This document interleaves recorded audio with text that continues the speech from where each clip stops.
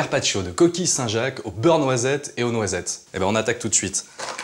Vous prenez un couteau, vous allez écarter votre Saint-Jacques et en fait, avec la lame du couteau, on va racler la partie supérieure jusqu'au bout et notre Saint-Jacques va s'ouvrir. À partir de là, on va enlever tout ce qu'il y a autour. On utilise son doigt, on soulève la partie noire, on fait le tour pour bien décoller ensemble. Voilà. Et là, on attrape la partie noire, on bloque la noix avec son pouce et on tire. Une fois que c'est fait, à l'aide d'une cuillère à soupe, on va racler pour récupérer notre noix. Et en fait, on laisse le muscle sur le côté. Je la dépose pour l'instant sur un papier absorbant et je vais répéter l'opération pour une deuxième. Voilà. Alors la pêche de la Saint-Jacques est strictement réglementée en France, c'est-à-dire qu'on a le droit d'en pêcher d'octobre à peu près à mai. Et les trois principales régions de production sont le Pas-de-Calais, la Normandie et la Bretagne. Et je récupère ma noix avec ma cuillère à soupe. Et voilà, nos Saint-Jacques sont décoquillés. Deuxième étape, on va s'intéresser à nos noisettes. Je vais en ouvrir, allez, à peu près 8. Et en fait, juste après, on va les torréfier. Donc maintenant, ces noisettes, on va les couper grossièrement.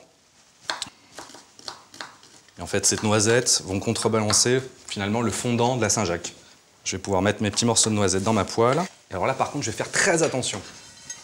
Le but du jeu, c'est juste de leur donner une petite teinte un peu dorée. C'est pas de les brûler, sinon on apporterait une amertume supplémentaire qu'on ne souhaite pas avoir. Mes noisettes sont torréfiées, donc tout de suite, je les dépose sur un coin de ma planche pour arrêter la cuisson. Il est temps de s'occuper de notre beurre noisette. Alors pour faire ce beurre noisette, j'ai un beurre paysan breton au cristaux de sel de Guérande. Je vais mettre quelques bons morceaux dans ma poêle, je vais garder un bout de beurre dans la main.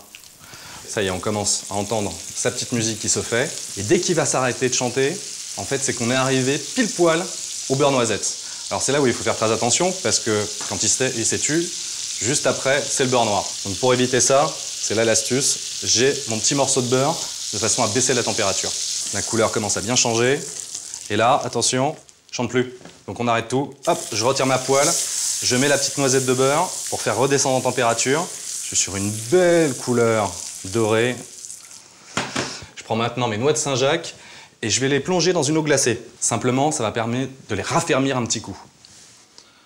Hop, pas besoin de les laisser très longtemps. Le but du jeu, c'est pas qu'elles se gorgent d'eau. Je les sèche. En fait, cette opération va me faciliter le fait de trancher relativement finement. On a dit qu'on faisait un carpaccio. Maintenant, je vais installer en rosace mes morceaux de carpaccio. On va napper ces Saint-Jacques avec un petit peu de beurre noisette. Quelques morceaux de noisettes qui vont apporter le croquant. Et pour accompagner ce carpaccio de coquille Saint-Jacques au beurre noisette et noisettes, je vais me servir un verre de vin d'Alsace. Et pour être plus précis, un Riesling d'Alsace. Santé!